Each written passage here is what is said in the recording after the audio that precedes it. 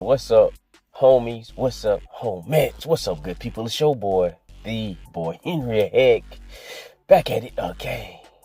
GGR Die Podcast, episode 12, in full effect. I was gonna say live and direct, but we ain't live. But we are for sure direct. Here we are, the big 1-2. Somewhat of a milestone as where I just like the number. You know, my favorite number is 6. So when you double it on up to get a 12, I'm a happy camper. You get what I'm saying? I'm a happy camper, and it has been a succulent week. Played some sumptuous games. You know, we wrapped up Pragmata, and goodness gracious, talk about a motherfucking game. Talk about a game.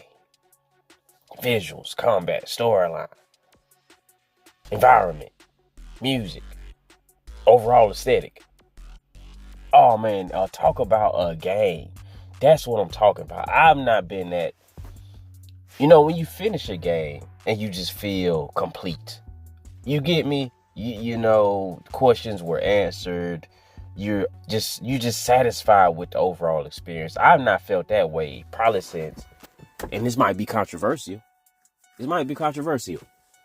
Since Final Fantasy 16. Well, yes, Final Fantasy 16. You know, the Final Fantasy Square fans don't care for the game, but I didn't really judge the game for what it wasn't and what it didn't have and compare it to other Final. I ain't give that much a fuck. You know what I'm saying? The game I played was a great game. I enjoyed it. You know, it did have some fidelity issues, some performance issues, but overall, I was fucking with it. And the same goes for Pragmata. You know, I finished that game and I felt like everything was right in the world. You know, I did have a brief idea, a small idea about, you know, Pragmata, especially when they dropped that little piece of lore explaining exactly what a Pragmata was. My mind got to churning and burning. And you know, I made a theory, and though I wasn't spot on, I wasn't spot off. You get what I mean? I was close. I was close, but that was an amazing game. Amazing game right there. It's as of right now, obviously, it's the best game I played this year. It's probably, to be honest with you, because Hell is Us was awesome. But Pragmata was more awesome. It was awesomer. You get what I mean? So probably in the last couple years, this is the one. Pragmata is the one. And some may say recency bias. Some may say that. But I'm just speaking from my personal experience. From my personal, you know, engagement with the game. With the concept. With the art that was presented before me. That is the Prog and the Modern. They did an awesome job on that game. Awesome. I have absolutely zero complaints whatsoever. Anything I could say negative, I would have to really sit here and contemplate. I would have to consider. And I'm not. Why? Like, I think the music is awesome. Right? Sure, there's been tons of games with awesome music. But that doesn't mean I'm going to be even more critical of the games that have the awesome music. Why would I do that? Why would I create these barriers and layers for my own self to look more harshly upon something that I've enjoyed? What sense does that make? Don't make no sense. I'm not a game reviewer. I just play these good guys. A game is presented to me. It looks cool. I pick it up. I enjoy it. I play it to completion. Had a damn good time. And that is what it is. I don't have to overly complexify and jump through all these hoops in order to put this game through paces I'm not even qualified to put them through. Why would I do this? You know, I feel like sometimes, and this goes back to, you know, a conversation or thought I had previously as to, you know, everybody Everybody want to be an analyst now. Everybody want to be a want to be a curator. Everybody want to be everything but just the individual that plays games. At the end of the day, that's what we do. We just playing these bitches. That's it. Sure, we may have some homies that, you know, take our opinion about a specific game more serious. That's awesome. But as far as the grand scheme of the earth and things like this, like, bro, I'm gonna just play these good guys. And if you ask me about it, oh, what you think about it? Damn good game. One of my favorites. This going into my, to be honest with you, this going to my top 5 dead or alive. You know, a lot of people have a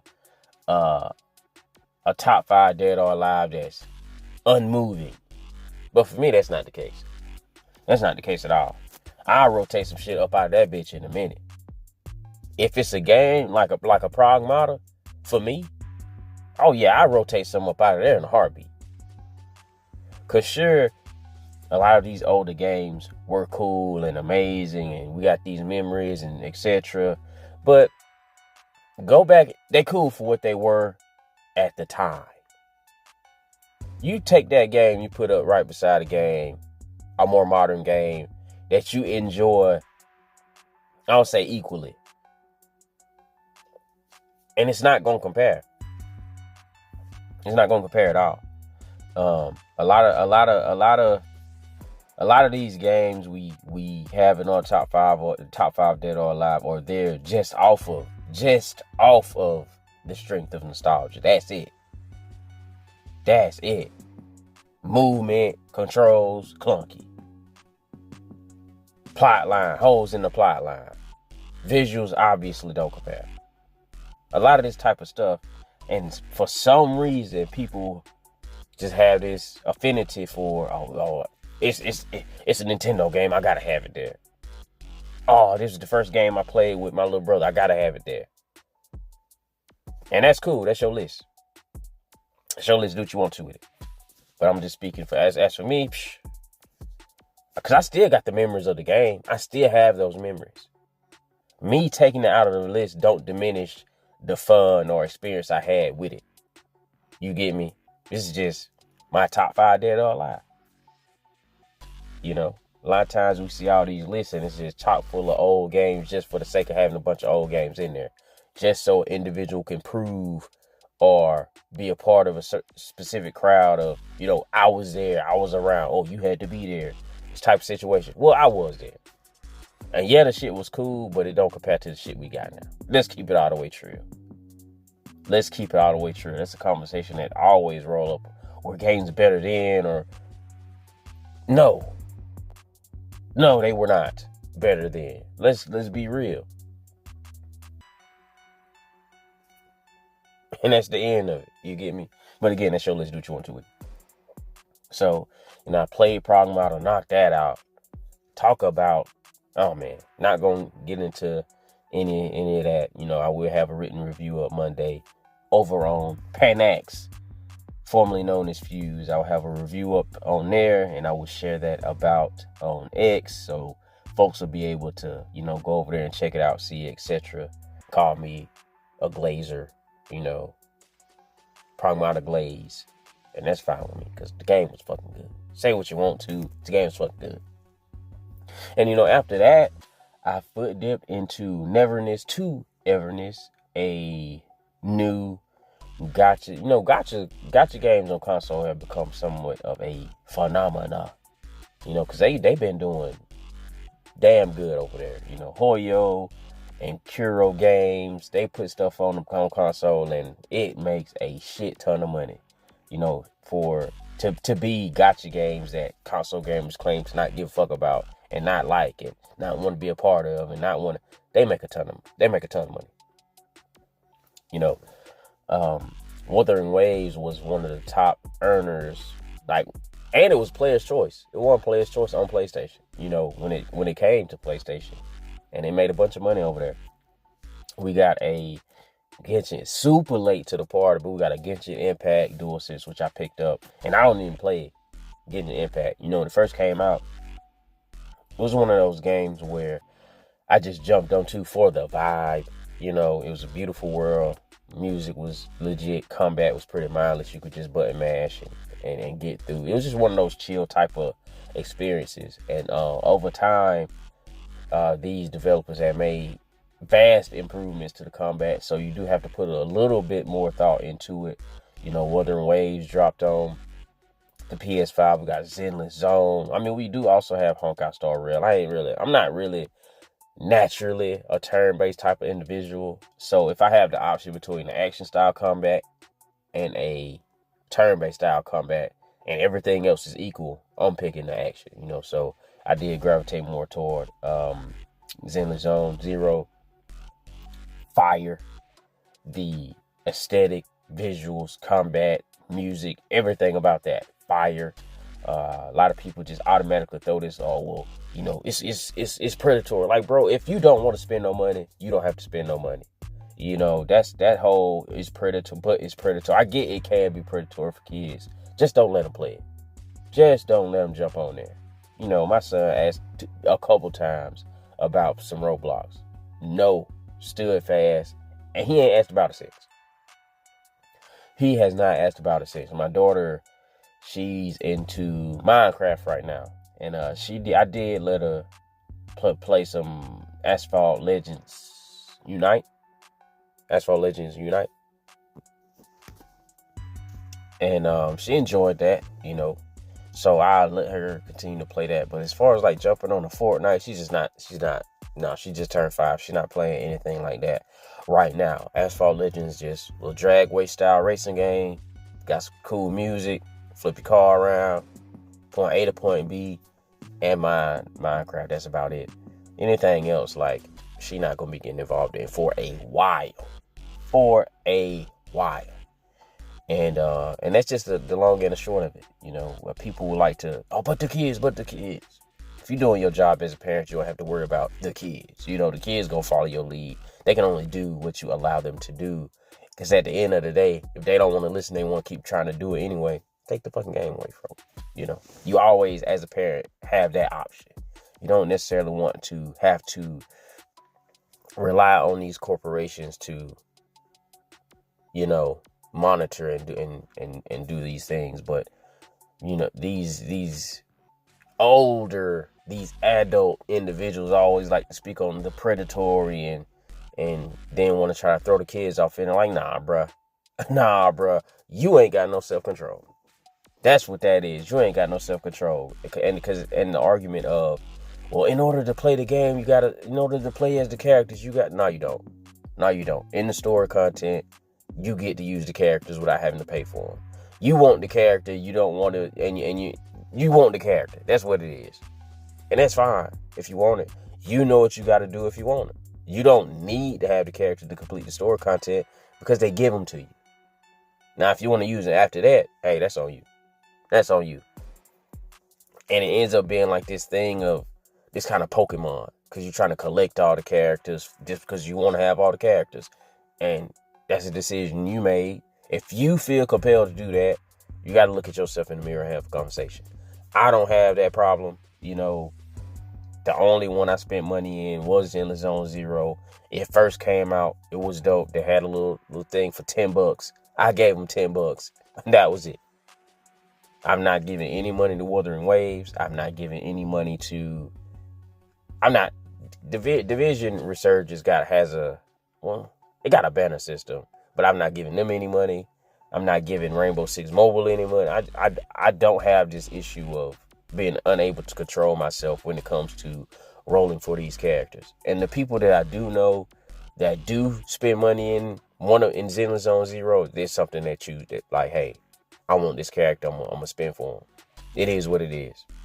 And there's a lot of people who do play games in that manner. There's a lot of people who, there's one specific character they see that's super cool and they want, and they gonna spend to get that character. They're not spending to get all of them. And, you know, different people engage in it with different ways, but to just jump out, it's pretty, like, brother, stop it. I just don't identify with that. But back to Neverness 2, Everness. Visually, you know, people The closest one people can compare it to is Zenless Zone Zero, just because of the urban environment, the cityscape. But Zenless Zone Zero is more of a hub type, whereas Neverness to Evidence is open. It's open world, like it's all open. And visually, in my opinion, ZZZ looks better. Combat is obviously a little bit more crisp in NTE, just because it's a newer game. And once people leave you clues on how to go about doing stuff, you can take those clues, use them, add improvements, put your own seasoning in the mix, and ultimately make something that may end up being better. Because some people do attempt and fail. Not going to really call any of them out, because we're talking about Neverness to Evidence right now. And they also got other things in here that Zenless Zone Zero does not have. Character models equally as good, enemy designs equally as good. Like, these people have this style of developer have their formula down, so it's gonna be slight differences as far as who did better here, who did better there. It's only gonna be slight. They got the art style nailed down. They got the combat nailed down. I would like to see it get a little more complex with this combat, though. That's one thing I would 100% like to see. And another thing with Art Knight's Infield did, your party, they're running around with you. I think that's the only one so far that has your party members running around with you and like collecting resources. Like when you go to mine something, they mining with you and they picking up the materials with you. Things like this. They're the only ones that doing it. And I think that's fucking cool. I like that a lot. Whereas the rest of them, you just switch on the fly. You just hit a button and you automatically that character, which you can also do, but you also see them running around with you. And you don't have that here. I personally think they should have added it. Maybe they were too far in development to do so. Because I think when you see a competitor, and all these games are competing, so they all competing. They got the same art style. It's the same combat. It's the same overall concept. The storylines are pretty similar. Your main character always got fucking amnesia. He or she don't know where the fuck she came from. Something happened. They some mystical being or something. They got this typical anime trope, and they all competing. They really are. So if you see your competitor do something different and the fans take to it, and you also got a similar game coming out competing, it would behoove you to throw that element inside your game. Sure, they're gonna say, "Oh, they copied." I remember, I think it was Do It Night Abyss. Do It Night Abyss.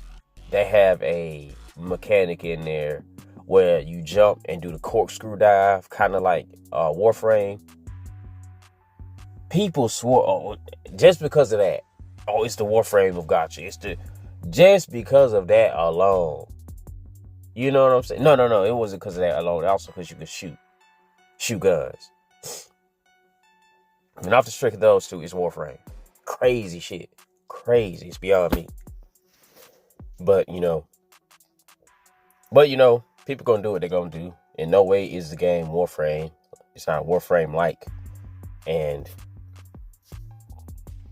But people have their ideas. They have their ideas about how they want to describe a game when they're trying to convince other people whether or not to play or not play a game. And that's just how they go. They're going to try to find something to compare it to that people may or may not like, and then draw comparisons from that, even though it may be reaching, which in my opinion, that was reaching. They also tried to say at one point, Zenless Zone Zero was kind of like Street Fighter because of the combo. I'm like, what are you talking about? What are you talking about? About how you have to input a lot of people will run around with that narrative about it being like Street Fighter. Like, get the fuck out of here. Get the fuck out of here, bro. And I foot dip in Street Fighter, but in my years as a gamer, I have played a bunch of Street Fighter games, and I could look at Zenless Zones. I don't have any idea where that shit came from, and they just start throwing that shit out for no real reason. And sure, it had a more complex combat system than the usual inside the gacha space, but it was not anything crazy. You hitting two buttons. And once your special charge, you hit that bitch. You do your parry, you get your slowdown effect. And bro, that's it. And this idea of now all of a sudden, because you can parry and you got another button to press, it's like Street Fighter was foolish to me. I remember the first time I seen it, I was like, what the fuck are you talking about? When you play gacha games, talk about gacha games. Don't bring up nothing else except for other gacha games that you've played. Just keep it right there. Because that's what a lot of these guys do. They don't play nothing else. A lot of them just play this, which is fine. It worked out well for them. Because they getting, Hoyo spend money on sponsors. They spend paper. So if you get in with them, you ain't got to play shit else. You ain't got to cover shit else. Because you in the game. If you got the right amount of subscribers, you getting the right amount of engagement, they cutting you a check. They not cutting you $500 here and there. They cutting you a check. You could quit your job with what, from what I hear from certain individuals who are plugged, and you can kind of tell from the content they make, they don't got to do shit else. And that's cool. Shit, I ain't gonna lie to you. Let me fuck around, get an opportunity to get a motherfucking Neverness to Everness check. And it's hitting like that. This ain't finna be no GG or Die podcast. This finna be the Neverness to fucking Everness podcast. Shout out to the Gotcha brothers and sisters. That's how we rock it. And this shit gonna be 2 times a week instead of every Saturday. It's gonna be Saturday and fucking Wednesday. I'm coming to you live. At that point and direct. With all your Neverness to Everness Gotcha game news, brothers. Have a fucking VTuber model and everything. I'm telling you. That's how we coming. But then, what else? I jumped to Sorrow. Sorrows had come out. A couple of the homies got the early access. They paid a lot. Well, a lot of people ended up getting this deluxe edition for hella cheap too, because Cash App had this boost going on, this deal where you get 50% off any PlayStation purchase. People ran up in there, scooped that digital to the deluxe of Sorrows, got that joint for what, a hot $35-40, and they was in there like booty hair enjoying this on Tuesday.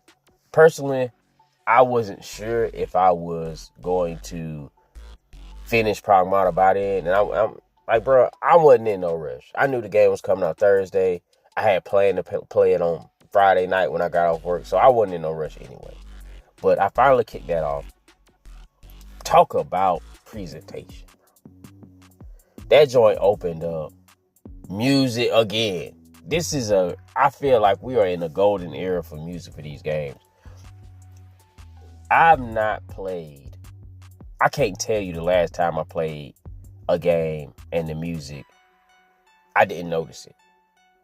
I can't tell you the last time I just hand waved the music in the game. Okay, it's been hitting. A lot of these developers have been hitting on every aspect of what I enjoy in the game.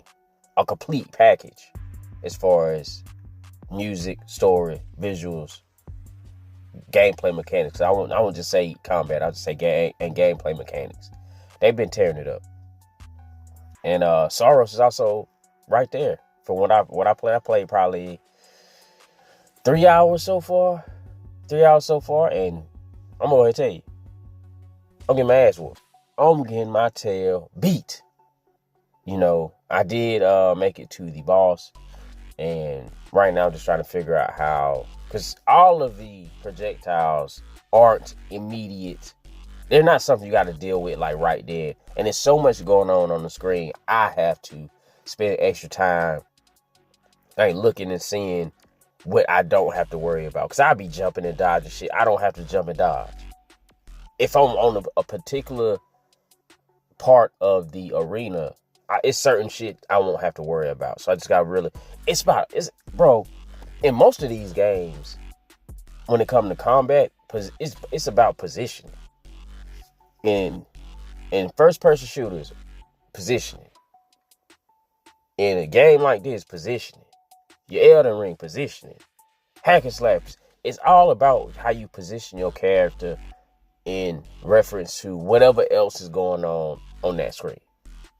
Because I'm jumping and dodging, and it's even breaks in certain projectiles that flood across the floor in these waves. It's certain breaks to where you don't even have to jump over them.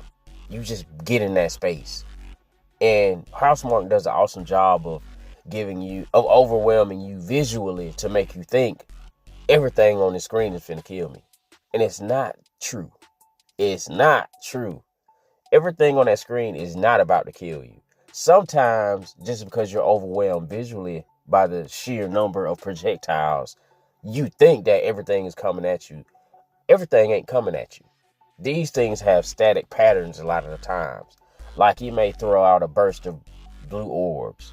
Oh man, it's blue orbs, yellow orbs, green orbs, all on the screen. They all finna come and kill me. That's not true. These blue orbs might only be on the left side of the arena. And because you just frantically hopping and jumping and skipping around, you don't notice that. They not following you. They're not homing in on you. They just right there. And then they'll float on out and dissipate. 2K see them. Then there'll be waves come across the floor. And if you look, because you think you gotta dodge all this stuff at the same time.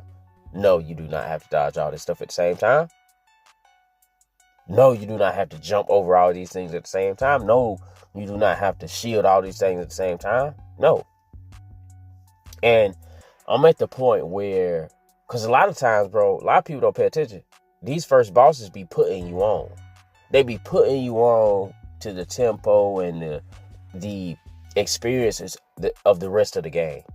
So if you can dial in on this first experience, this first overwhelming experience, it'll set you up for the whole next biome up until you get to the next boss.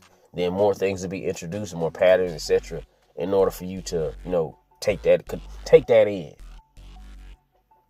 and get used to it. So that's where I'm at. I'm not in a rush. Am I get my ass kicked? Yes. But is it something where I'm like twisted and control? Like, nah. It is what it is. It's just a matter of getting acclimated to what the game is presenting you with. And so that's one thing I'm like keeping an eye on and paying attention to, is not everything is going to kill you. It can if you put yourself in a position to be killed. But other than that, it's slow motion. Slow motion. And yeah, some of this shit do come at you fast. I'm not gonna lie, but you just hit dodge. You feel me? Just like they said, just dodge.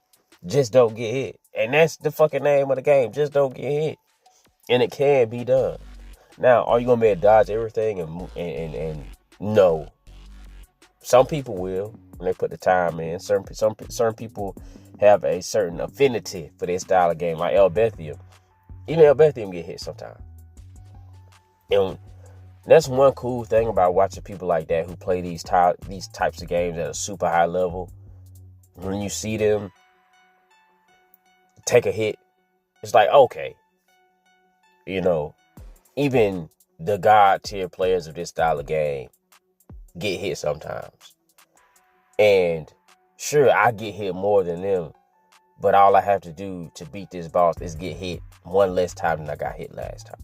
Or two less times than you know what I mean? It's just a matter of how you really gotta. I don't want to even say you gotta think about this, because eventually you gonna beat it.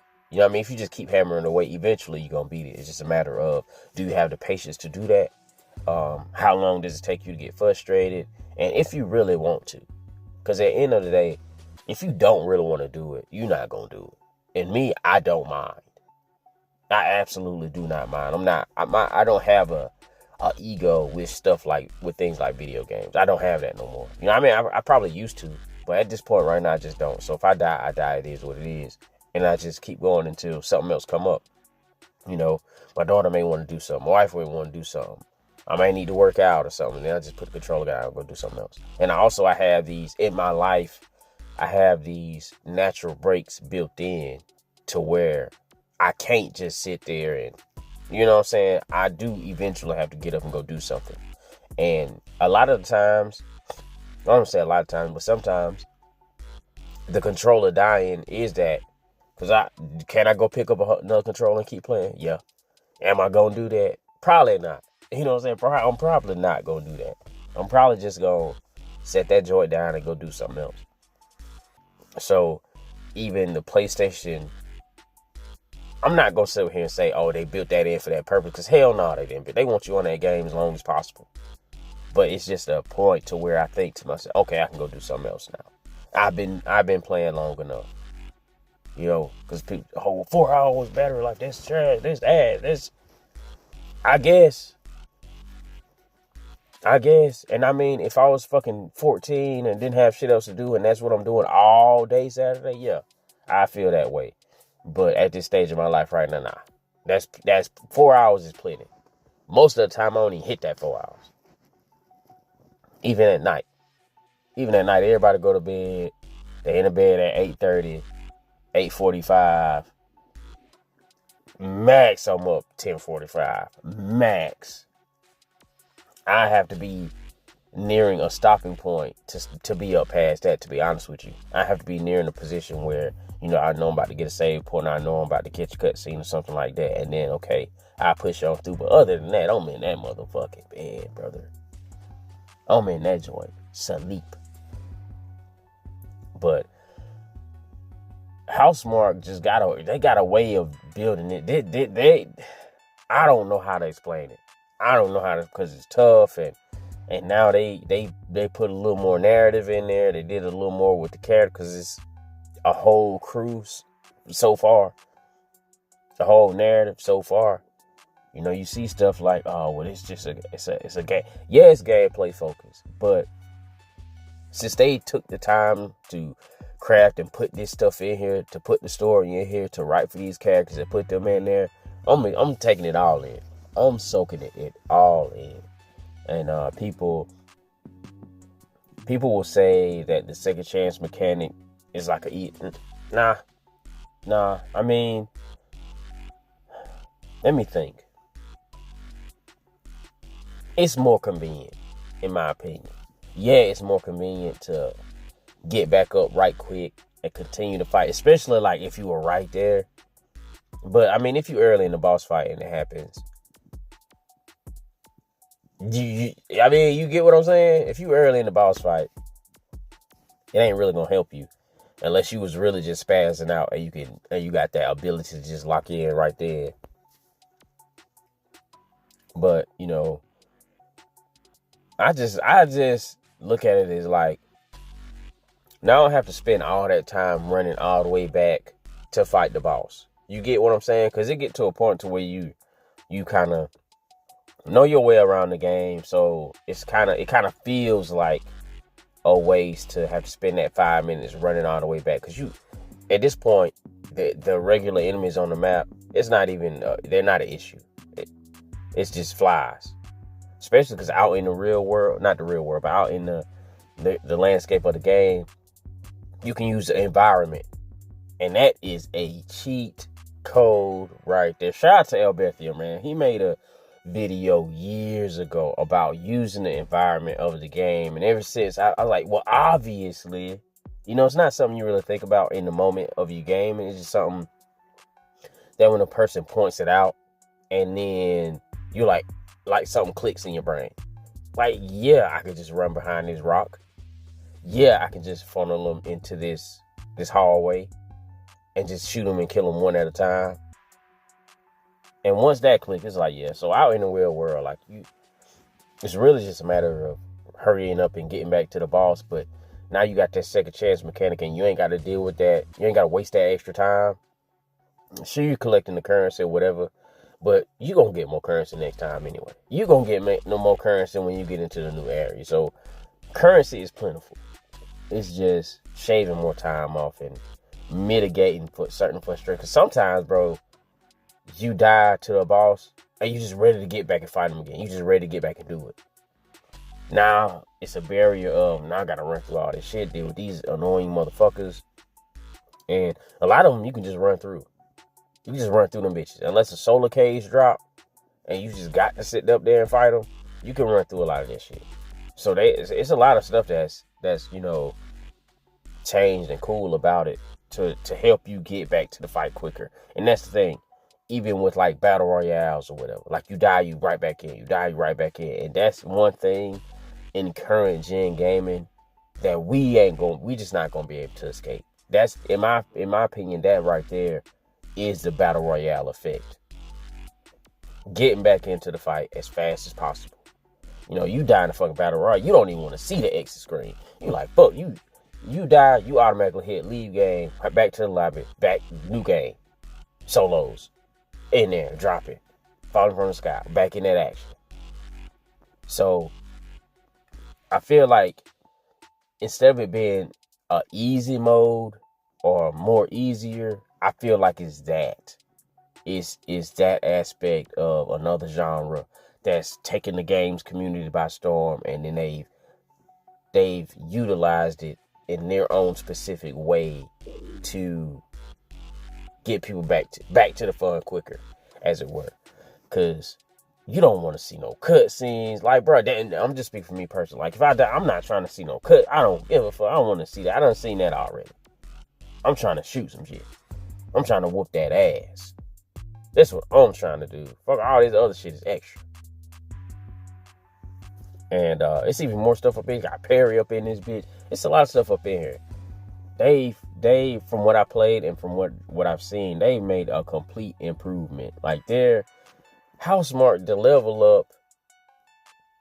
It goes to show what a passionate studio can do once they get the resources they need, and once the technology lands that allows them to because I think they use Unreal 5, and previously they do their own thing with it. They don't just take the engine as it is. They take it and make the engine what they need it to be, and then, you know, do their thing within it. And I think it's tight. Like, it's not many studios can do that. Because even if you say, all right, yeah, Nier Automata has some sections, it has some bosses, and it is this bullet hell third person situation, but Housemarque just elevated it. They elevated it. They are the gold standard for this type of shit. They are for real. And they are for sure not just a premier PlayStation studio, they are a premier game developing studio of the earth. You get what I mean? They deliver. And even if you don't end up sticking with the game or finishing the game, you still can't discount the craftsmanship, the passion that they put into this type of stuff. This ain't just thrown together. This ain't just a bullet hell. This ain't just a rogue. This I don't know. They know they in their motherfucking bags, folks. I'm concerned.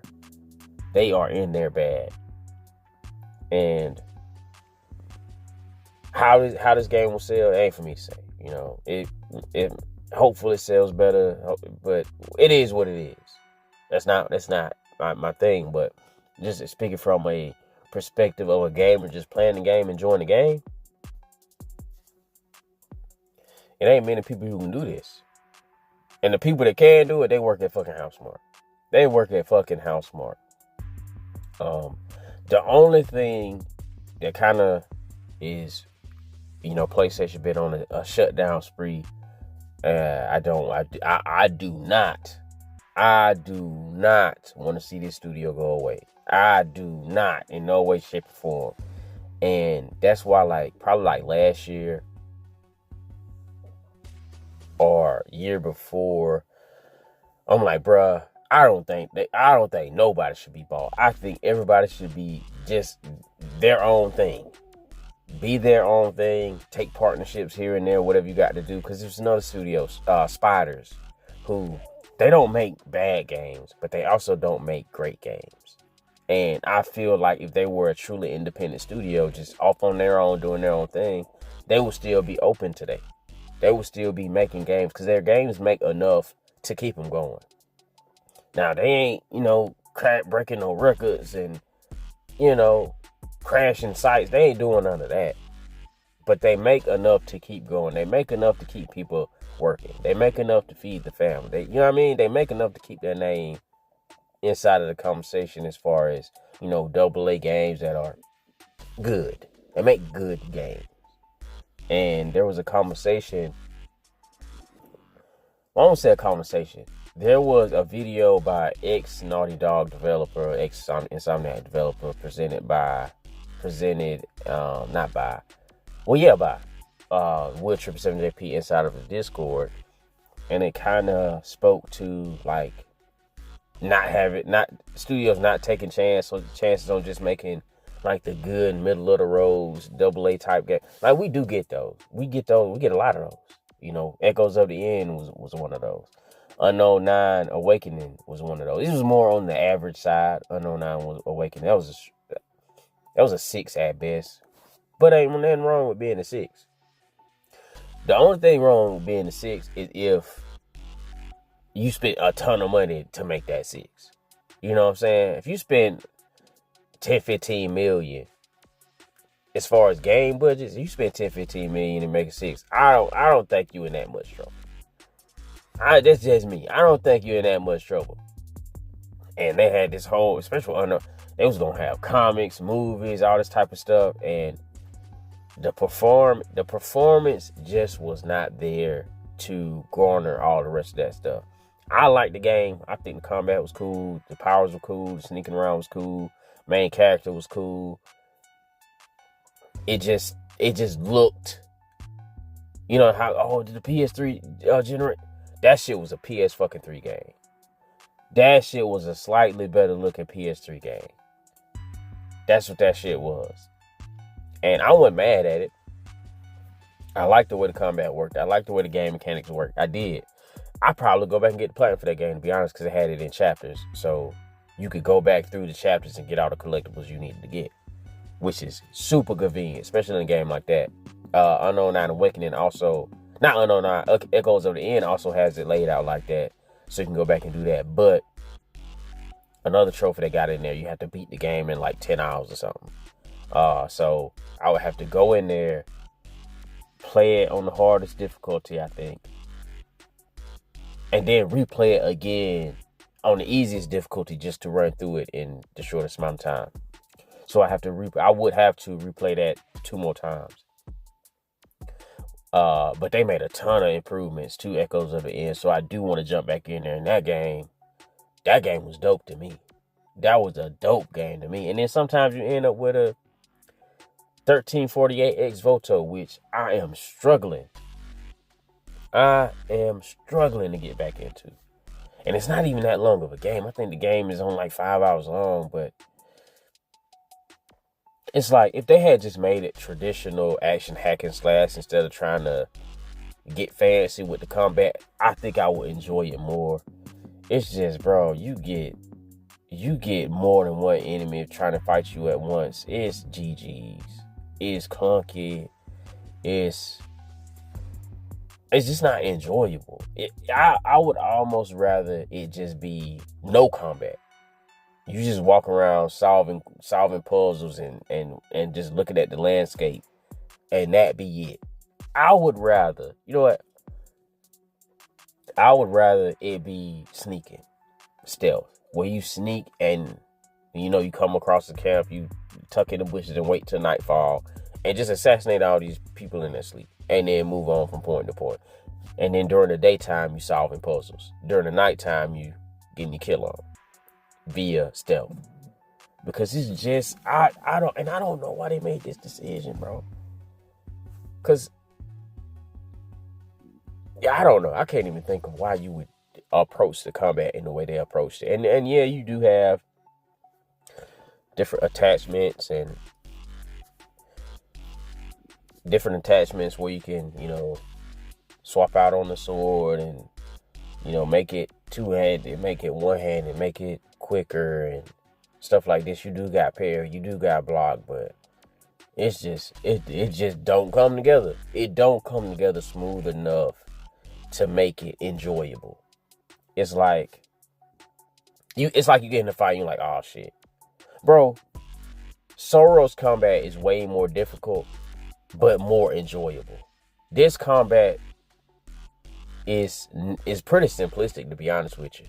It's pretty simplistic. You can do it, but it's just not enjoyable. You're not looking forward to getting into a fight.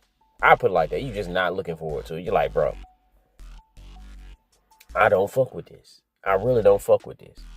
And like the way the enemies attack, it's like certain stuff that they shouldn't, like you hit them with a certain attack, it's like they shouldn't be able to hit right. Like they answering back immediately off certain shit. And it's like, bro, what the and it's as soon as you hit them, they enter the animation. I'm like, bro, what the fuck is this? It just don't flow that well, in my opinion. And I don't like it. I'll be honest with you, I don't like it. It ain't it's like you try to look for the silver lining and like, bro. And I am gonna finish it. I'm just not looking forward to playing it. You get what I'm saying? It's like, oh, I'm gonna play this shit today. The day come and I'm not playing this shit. I'm not doing it. Like, no, I'm playing something else. Bro, I sat down, I was like, I'm about to play it and go ahead and knock it out. I've cut Marvel Rivals on. I went and played some Marvel Rivals. They had a new mode. I'm like, I'm gonna check out this new PvE mode, which is dope. They got fucking skill trees and all type of shit up in there. It's dope. Damn, Overwatch 2 could never. But I don't know. It's gonna be one of those games I'm gonna finish on vacation. Because on vacation when I play a game, I don't really play nothing to like get into. I just play something to like pass the time. Like I'm about to fall asleep, let me go ahead and play something. Or, the wife, we about to go out to eat and the wife getting ready, let me go ahead and jump into something. Let me jump into a side quest or something like that. That's the way I play games, like on vacation. But I jump into this and just dick around and get it done. But in my opinion, may change. It may change. I may get to playing that joint and it might click. I might get some attachments for this sword and swap them in and it flow. And the story ain't bad. It's not amazing. The story ain't bad. The visuals ain't bad. They not amazing. It's dope. It's one of the okay type games. It's one of those double A's that's okay. And I was looking forward to the game too. I was like, man, I wonder if you can use more weapons than the sword. Would it be crossbows? How would the environmental pulse? They pretty simplistic. Just you get this box, you move this over here, you jump on this to get to this point you couldn't reach, and it ain't nothing too crazy. Am I disappointed? Yeah. I am disappointed. Am I mad? Like, nah, $20. It is what it is. You get sometimes you this is what happens.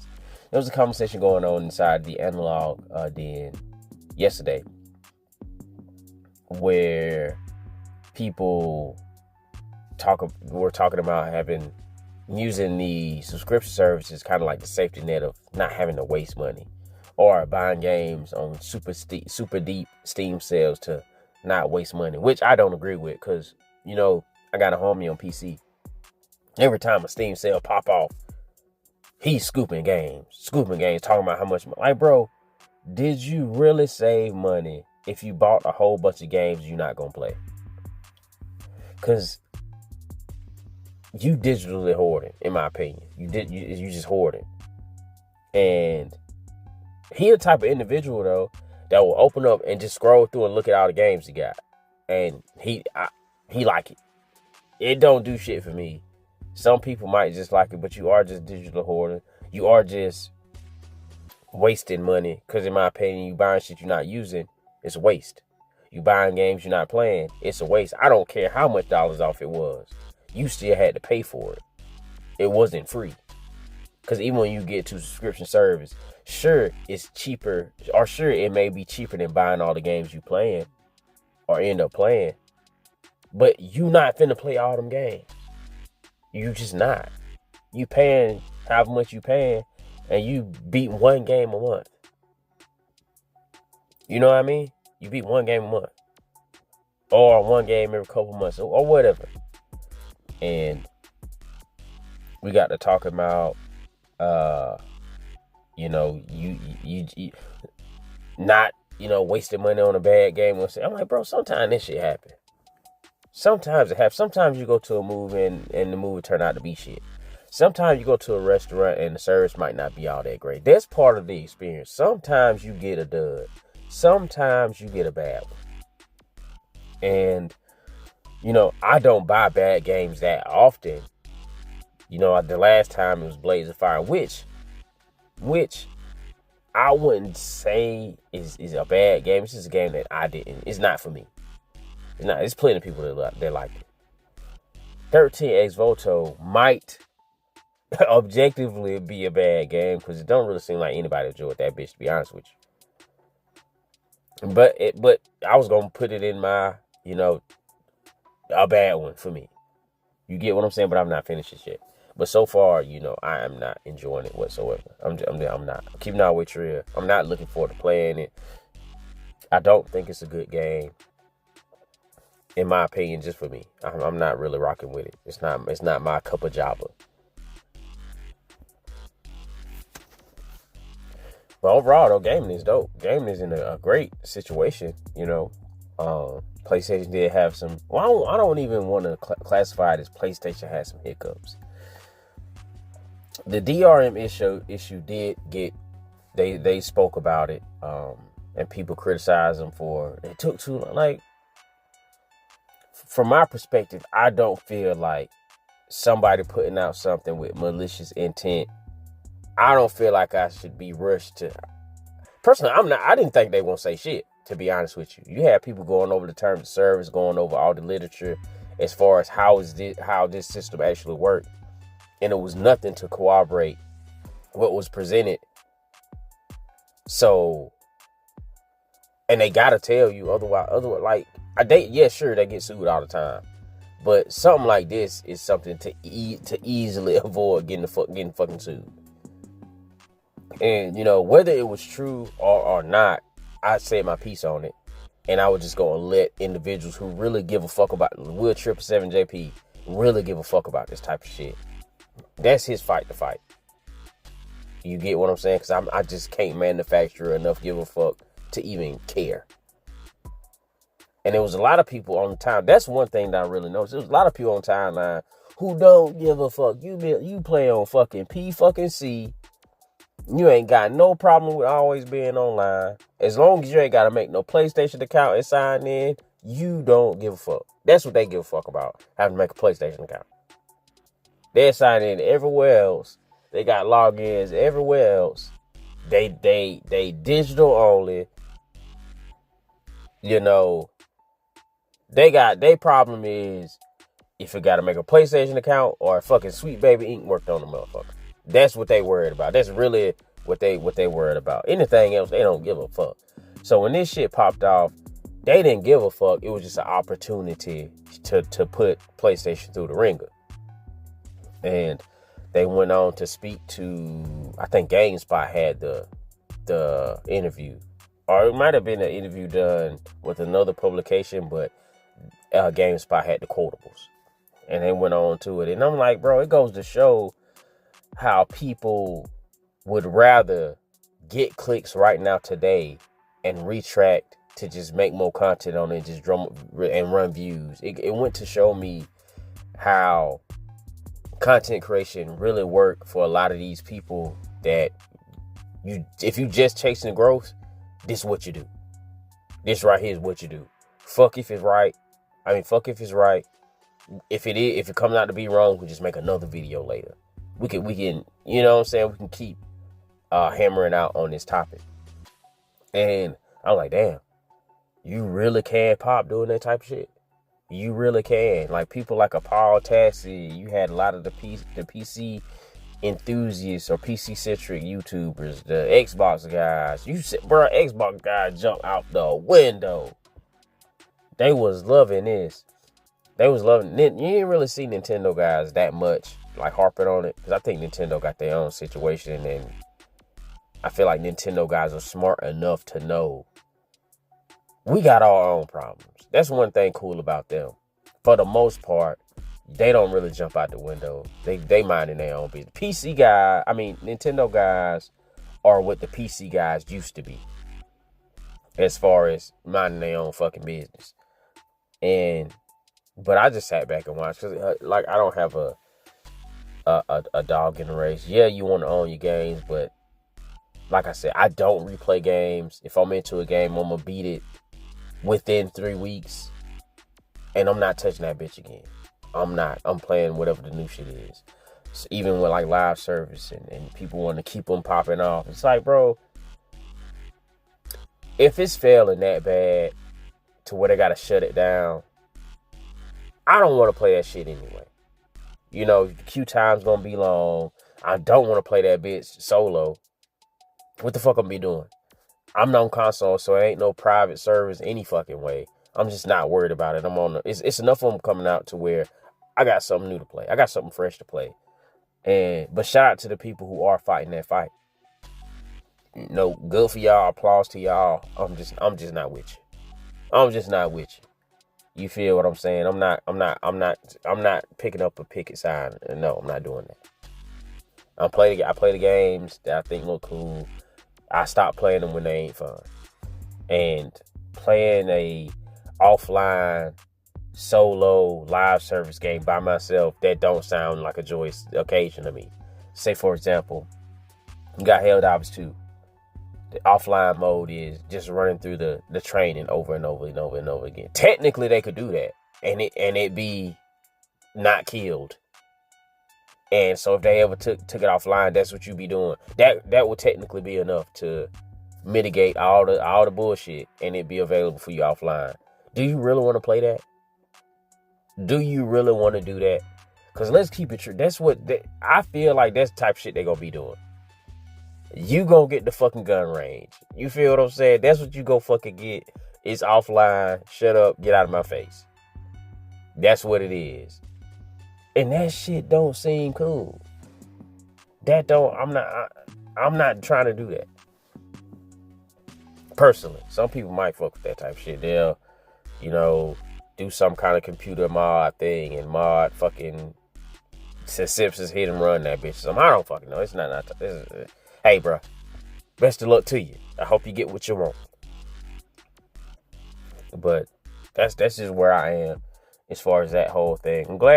I am glad though, even though I didn't expect them to speak out, I am glad that they did. So you can put a nail in the coffin. But I'm just not of the belief that every time somebody puts out some malicious shit or a rumor or I fucked your bitch, and like, if you know this motherfucker didn't fuck your bitch, y'all was out here in fucking y'all was out here in Belize, and I fucked your girl last night. Like, bitch, we was out in Belize. Like, I don't feel like I should have to say nothing about that. Certain shit we got better things to do. We got more important things to do. And it's just a situation where in gaming right now, people flock to whatever the negative shit is. That's literally the wave in the gaming community right now. Whatever's negative, that's what we on. That's what we on. Fuck the fact that Soros Early Access is out. Fuck the fact that Pragmata is hella good. Fuck the fact that Incombini is hella chill, and in between your Soros runs, if you do get frustrated, you can just hop in that bitch and get your game on it and calm down and then hop back into Soros later. Fuck the fact that, Marathon is getting some positive feedback on their no free kit dire marsh run situation. Fuck the fact that the division is having a huge resurgence. It's doing great numbers. Awesome numbers. Fucking killing it. Doing better than it did on the last DLC. A lot of hot shit going on. Fuck all that. This fucking DRM, nigga. This fucking DR fucking. What you mean? I gotta keep checking in on the internet. What the fuck you mean? Let's take the fucking, what it is, the CMD battery, whatever. Let's take this fucking battery I never heard of about my shit and test this. Let me disassemble my shit. Who the fuck doing this, bro? Who the fuck is doing this? I'm not that much of a gamer, I guess. I'm not that much of a gamer. Realistically, I'm not doing this. Like, bro, man, it's tons of awesome news going on. It's tons of shit. Fucking Steam controller reviews out. Price release. Date to buy for your PC brothers and sisters. Get on the list. I don't know. I don't know what's up. I don't know what's up. And I'm not even gonna hop out the window and say, oh yeah, they did this because they was trying to drown out all the sorrow. I don't know. I don't know. I mean, technically Soros wasn't even really out for real at that time. And by the time Soros officially released, PlayStation had cleared that shit up. So I don't know. Another thing too, early access? We hype for early access? I thought we didn't like early access. I thought we didn't like that type of shit. And I was like, hold on.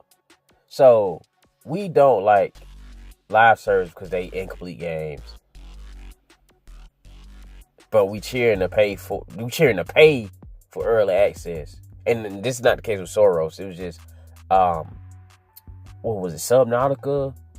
And of course you got Winrose and a lot of these other PC-centric games that you pay for early access and the game ain't done. But you pay your $20, $30, however much money. So I'm like, okay, I don't know what the fuck is going on as far as, fuck it, we like live service now. Not live service. We still don't like live service. We like early access now. But I could have swore, am I imagining that shit? I might be imagining it. Because people are so gung-ho about early access right now that maybe I've seen some shit I didn't really see. Because it seems like every time, and this shit don't even be full. Like, bro, motherfuckers is celebrating 2 years of early access as if the game been out for 2 years. And who I seen do that shit? Was it No Rest for the Wicked? It might have been them who out here celebrating 2 years. Like, what the fuck are you doing? Release this bitch. Release this bitch upon us. And I feel like it just make game development that much longer because you already getting paid. It's at this point, and also it's impossible for you to drop a bad game because the game was telling you everything they want in the game. That's why I don't feel like if you got early access, especially if you've been rocking early access for 2 fucking years. Who else did that?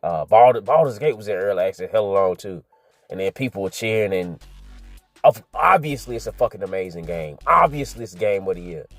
Why wouldn't it be? You had the fucking gamers telling you what the fuck they want in the bitch for the last 2 years. You didn't just drop this game raw. So I don't feel like if you got you a game like that, and some people say, oh, well, game development is changing, blah, blah. What the fuck ever? If I produce a game raw based on my own creativity and I took that risk and put that game out and made something awesome and amazing, and now I got to come out here and compete with a game where the gamers held your hand as a developer throughout that whole shit, I don't know. I think they should have their own category. That's me. I don't think they should not be. I'm not going to say. I think they should. Like, nah. You know what? Fuck it. Nah, you can't be in Game of the Year. Nah, bro. Nah, I feel like it's cheating. I feel like it's cheating. And that could be a hot take. I don't give a fuck. Let it be a hot take. I feel like that shit is fucking cheating. That's like you got a motherfucker over here. And some people might say, oh, well, why do you care? Fuck that.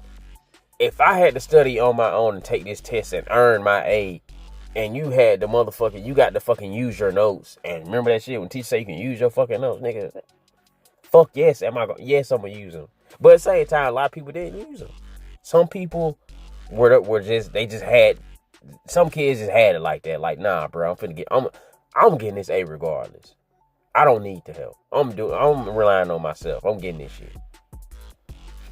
But you mean tell me you get to use your notes? You got the teacher standing over your shoulder, telling you how to get the answers to the question. And we both over here equal. At the end, like after it's all said and done, we up for the same shit? No. You get your own little category. You go over there and fight with other early access people. That's what you do. You go over there and fight with them. Just like bodybuilding.